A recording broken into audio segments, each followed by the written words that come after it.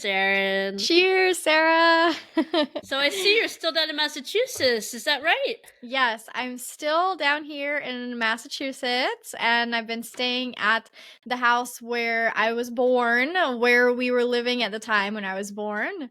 And throughout this week, I just keep finding things like from my past, I guess, Treasures. Yeah, little treasures. I remember last episode I showed you the penguin ice cream scoop, yes, that we found. And this time I found a coaster with my face on it. So I don't know, I look so funny in that photo, but I think I was like 5 or 6 years old in that one. And technically I didn't find this photo. My husband Dan found this photo because he's here with me as well working, and so he's got it set up next to his desk and he's been using it all week. So cute. How adorable. How adorable is that? I also have a pretty cool coaster. I don't know if I ever showed you my coasters. I have some pretty cool ones. I don't think so. This one I got at a lavender festival where they had some stands with crafts. And this woman, she made coasters that she was selling. Okay. And she took stamps from her dad's collection and put them on the coaster with these beautiful backgrounds. And this one was the stamp commemorating when Pioneer went to Jupiter. Okay. So I don't even know what year that was. So it was only 10 cents the stamp at the time. Wow. And then she put on a picture of the Milky Way in the background. So it's really beautiful. And I got this one for my husband because he loves NASA and he loves space. Okay. Yeah. That's so cool. It's a great way to take something that's like a collectible and almost like repurpose it, I guess, to be able to use or sell or, pass it on. Yeah, like a stamp collection gathering dust in your attic. It's, right. Maybe it's worth something, but this is really cute. Yeah, it is cute. Yeah. Well, today we won't be talking about collections or stamps or baby pictures or anything. Thank you. But we will be talking about giving a sales pitch. Ooh, that sounds scary to me. I'm not so sure about this whole sales pitch thing. No, Sarah, you're great at giving sales pitches, and we'll make sure that you guys are great as well. Yeah. So today we're going to go over the 3 main parts of a sales pitch, walk you through it, give you some examples, some ways that you can really make it your own. Oh, that sounds great. And what are the 3 words or expressions we should pay attention to this episode, Erin? Yes. Today, keep your ears tuned in to hear feasible, hook, line, and sinker. That's all one. And introvert. Okay, so jot them down as we go along. And so to repeat again, they're feasible, hook, line, and sinker, and introvert. And just write down the meanings beside the word as you hear them in context. Mm-hmm. So, Sarah, do you have 20 minutes on the clock? I do. And away we go. Your 20 minutes start now.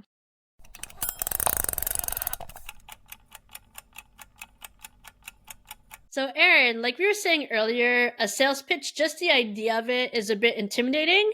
It's a little scary, like how to do it.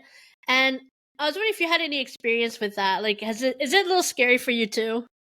Yes. Especially at the very, very beginning, like when I first started giving sales pitches, like my heart would pound and I would feel all shaky and nervous. It's kind of like public speaking, the same kind of side effects, the same kind of feeling. But I found out that the more I did it, the more comfortable I got, and then the more creative I got with the way that I deliver my sales pitch, how I'm able to adapt it to who I'm talking to, my main point that I'm trying to get across. Like, it doesn't have to be the same every time, and it keeps people connected and interested in what you're trying to say. So the more I did it, the easier it got. Yeah, like we were talking about last time in last episode, like networking opportunities like that give us the chance to practice that sales pitch. It could be in a weekly meeting or when you're networking, just at your chamber of commerce, or like when you're out like at a ball game and you're talking to the other parents that while you're watching your kids, like you can give a sales pitch there, like if the person is interested in what you have. So, why should I care about a sales pitch, Erin? What is it? How's it going to get me ahead in life? What's in it Mhm. for me, right? Why should I pay attention? Good question. See, the thing is, a lot of times when people think sales pitch, they think, oh, you're just trying to sell me something. You're just Hmm. trying to get me to buy something that you're offering, right? But Right. a sales pitch can honestly be used for anything. It can be used to get across your ideas, your opinions, perspectives, anything that you want someone interested in and listening to you, and any like action that you want them to do, any call to action, right? Okay, so like, could it be like, I really need help with the wash and trying to pitch to my husband the idea of helping me fold that wash? Yeah, exactly. Exactly. You're not trying to ask him for money or to purchase anything. You're just trying to tell him what's in it for him, right? Hmm. How is helping you fold the wash going to benefit him as well, right?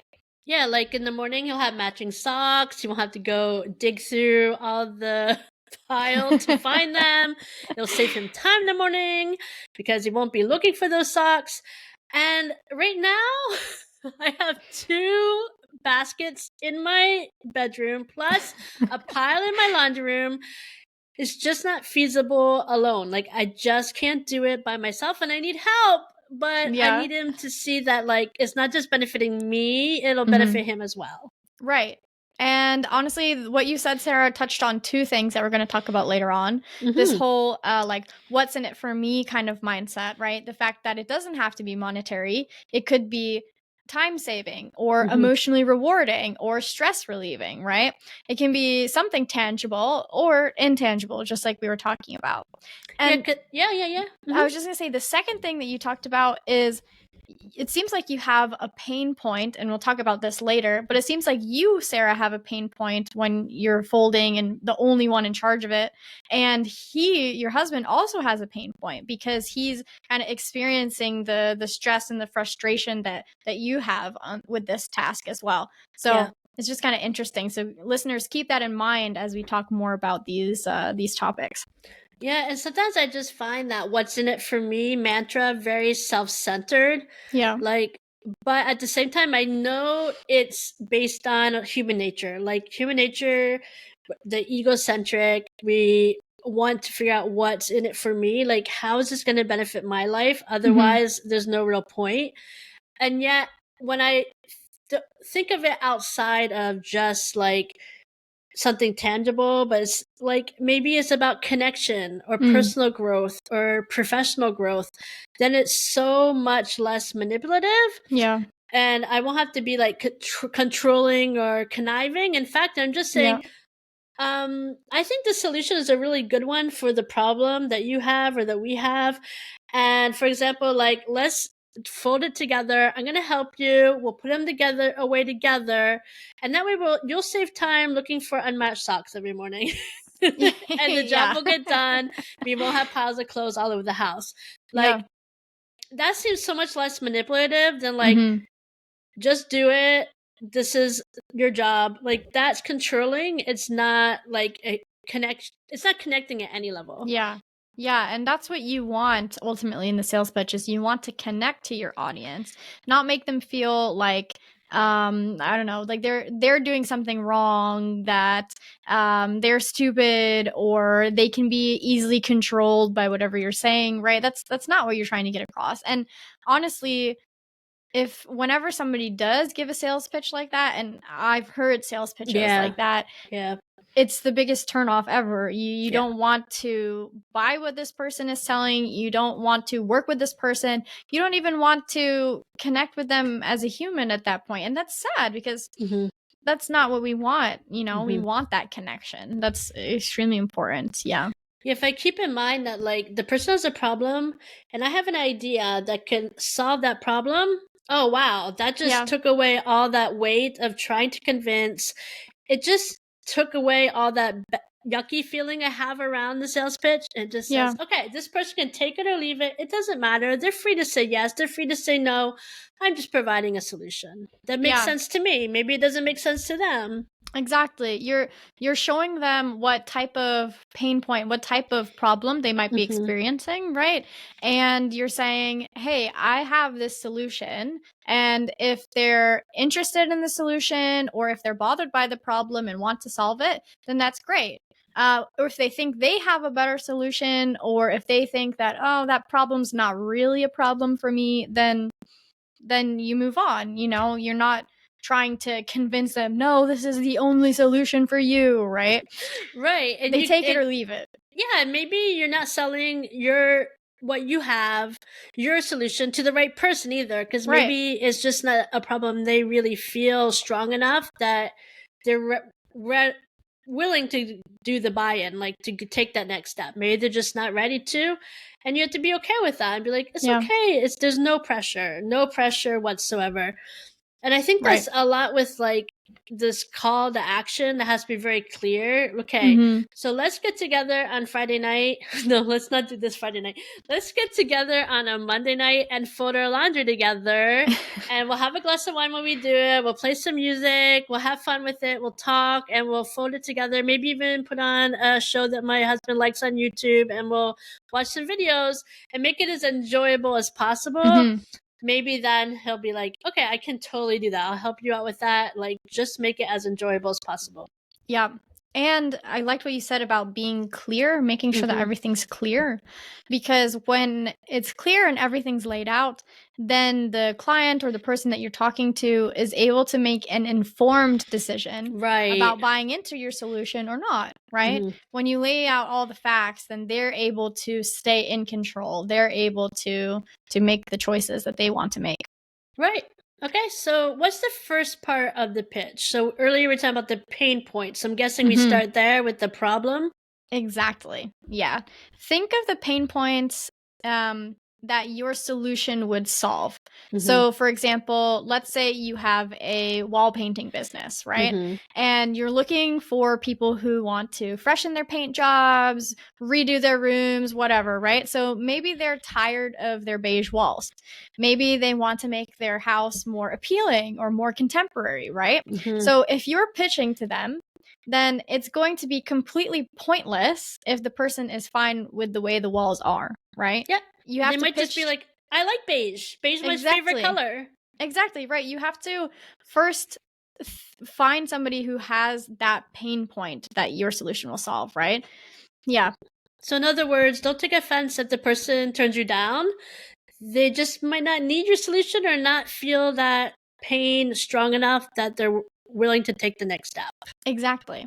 But it's also important that you, as the person giving the pitch, is clear about what the pain points are, right? You need to understand what pain points your solution solves, right? Because if you don't, then you're kind of going in like with your eyes closed, not really knowing what's happening. And so the person you're pitching to will feel that. They'll understand that blindness, as you go through. Perfect. Yeah. So once you've identified those pain points that your client has, then you can turn that into a question, right? A hook, as we call it. So for example, keeping the same idea of painting business, right? You could say, tired of your beige walls? Yeah, so that's it's a great pain hook. point.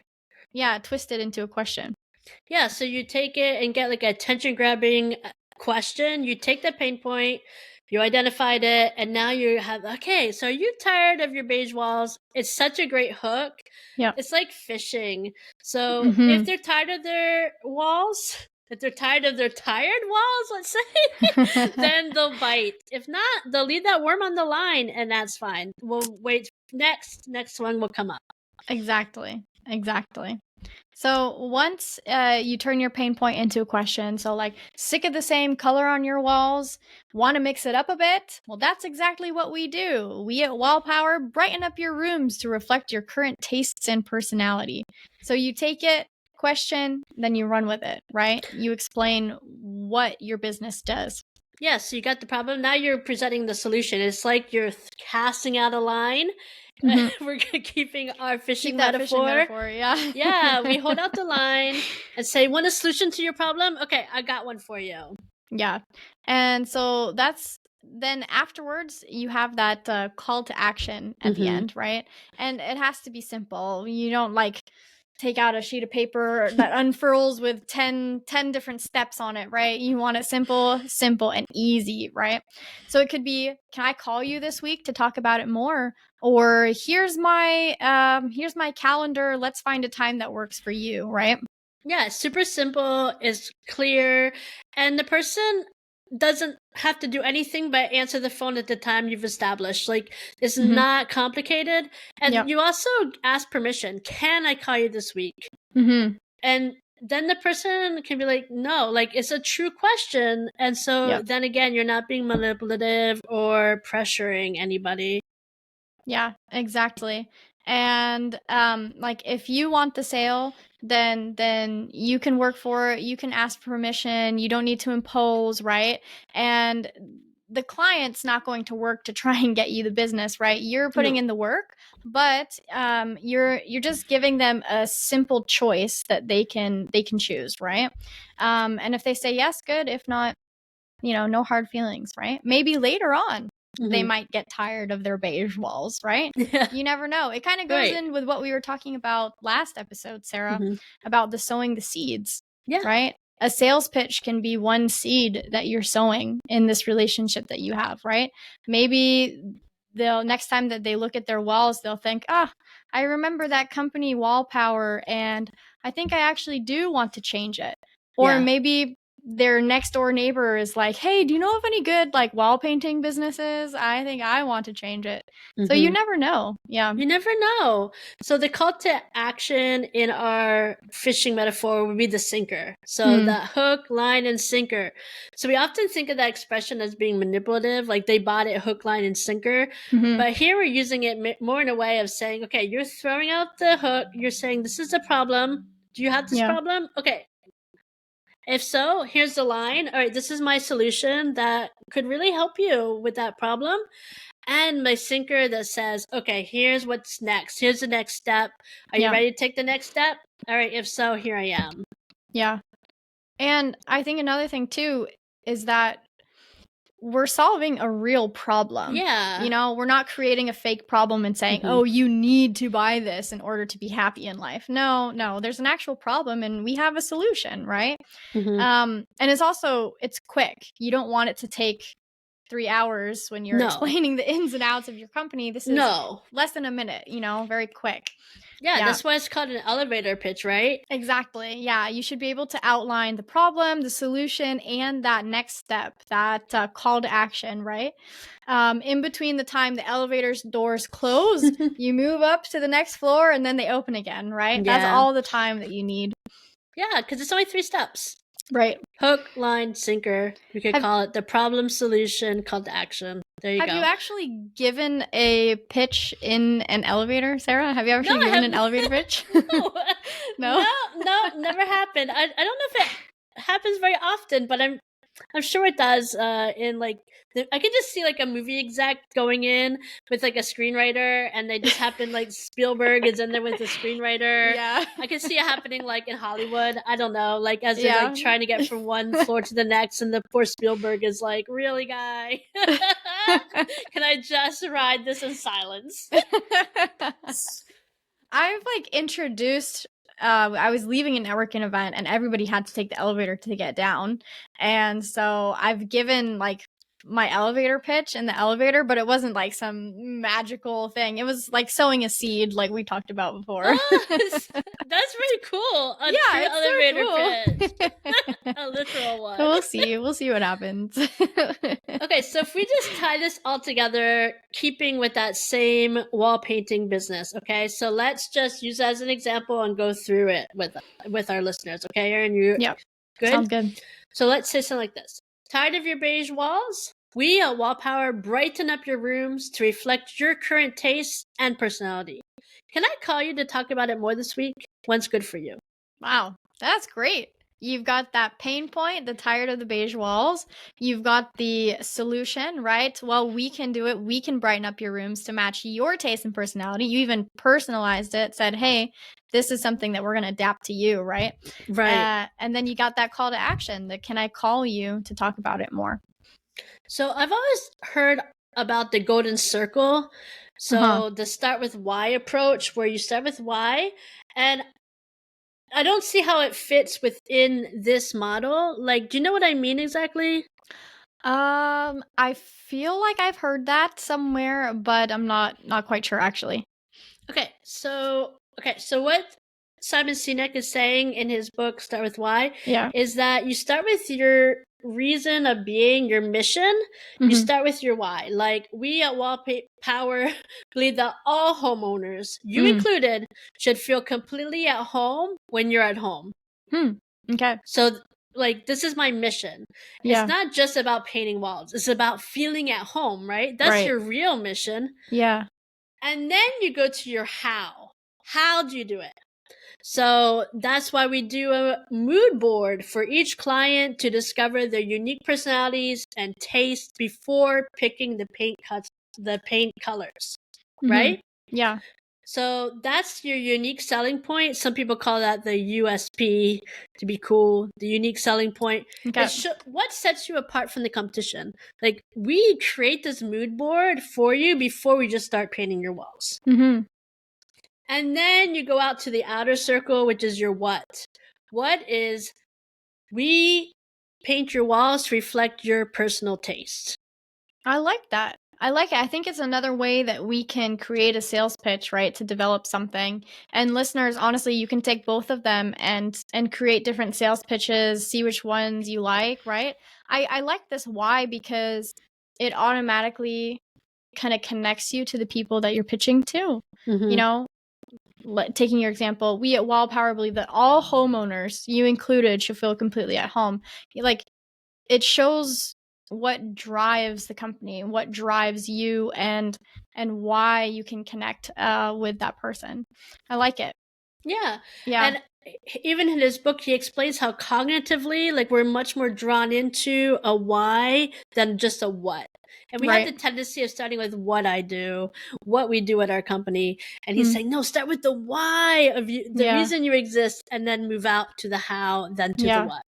It kind of shows that businesses are not just businesses, like they're made up Mm-hmm. of people Yeah. and humans. And yeah, what we look to our entire lives, we're trying to figure out what's our why. Mm-hmm. Why are we doing this? Why are we driving? Why are we moving? Why, like figuring out what our life purpose is and the why behind that. Yeah. Yeah. I love it. So that's something to think about too. Like there are more than one approach. Mm-hmm. I think the simplest when you're practicing, when you're trying it out, is that problem, solution, call to action. Yep. That's why we start with that one. Yep. But I think this a unique, interesting way is if you could switch and start with your why Yeah. and move out to your what. I don't know, like I could give you an example. Is it okay, Yep. Erin? Yeah, sure. Go ahead. So like at Verbatim, our why is that it opens learning a language or communicating in another language opens doors to new opportunities and it breaks down barriers. Mm. So that's it. Like it opens doors so you can travel more, make new friendships, read books you wouldn't have been able to read otherwise, learning new ideas, new concepts, watching movies you would never have been able to watch. Yeah. Listening to the radio, like things that you wouldn't have been able to do. It opens those horizons and it breaks down the barriers. Like maybe your dream job you can't get because you're not bilingual. Like Yeah. it breaks down that barrier and allows you to reach your dreams. So I think that if I keep that mission in mind, it also again keeps it feeling less salesy and more about, okay, I really am passionate and love what I do. Yeah. And I want you to catch this passion. And maybe you aren't my ideal client in front of me. It's okay, Right. but maybe you know my ideal client. Right. Yeah. Yeah. And I like what you were talking about when you were explaining Verbatim's why, because then it's like we believe at Verbatim, we believe that everybody should be able to have access to those new opportunities, that everybody should be able to break down barriers connected with language learning. So it's like adding that we're rooting for you kind of a thing. We're here to encourage you and help you get through that pain point. Yeah. Yeah. Oh, I love it. I love it. And I'm so, like, we talked so much and it went by so fast. That was fun. That was fun. That's why. Yeah, it was fun.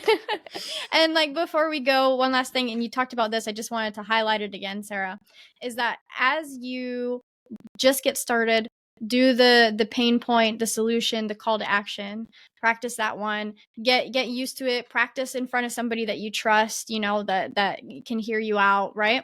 And then when you become more comfortable, you get more used to it, then try to figure out how the why, the how, and the what can fit into your business and fit into your sales pitch. Yeah, and I was thinking too that you, at the preparation stage, you should also think about the objections you're likely to hear. Yeah. It's too expensive. I don't have enough time. Yeah. It doesn't fit. Like, I don't really understand. Like, what are the objections you're likely to hear? And then prepare yourself. What are the great ways of saying, well, actually, we have something that fits. Maybe I didn't explain the product that you need, but we have that one too. Yeah. Like, that's why we created this thing for you. Mm-hmm. So, like, create, get ready for the objections you're likely to hear, and have a good solution for them as well. Like, because they're going to come up. Like, when you give a sales pitch, this is my solution, and they're like, doesn't really fit. Yeah.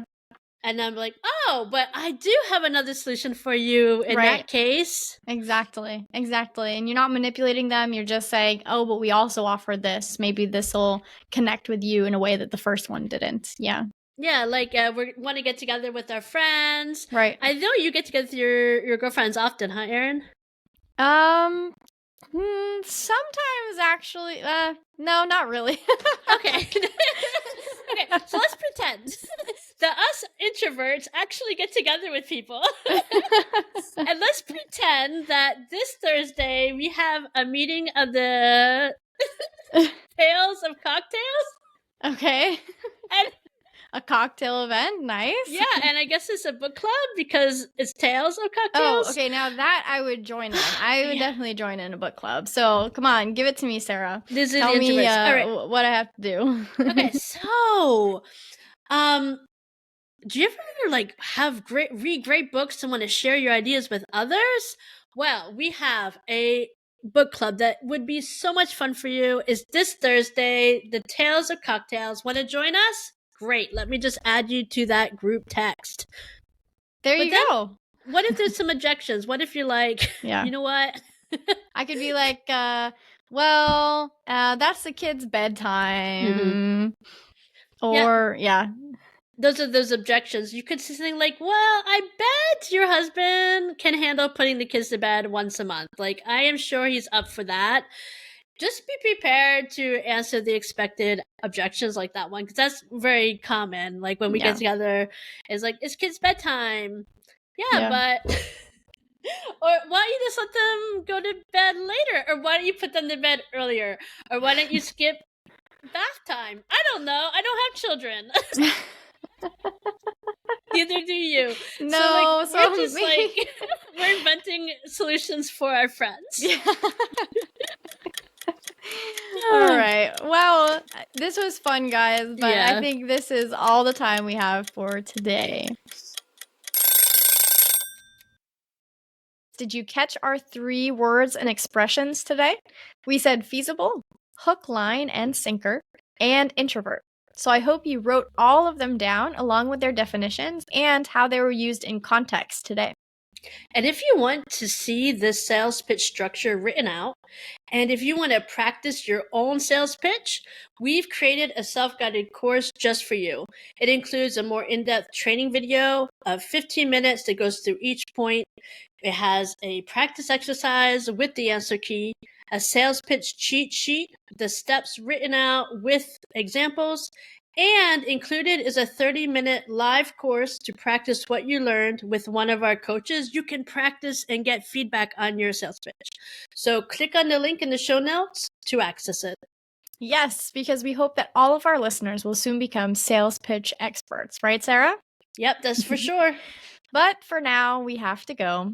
Goodbye, adios, au revoir from Quebec City. And signing off from Massachusetts. That's all, folks.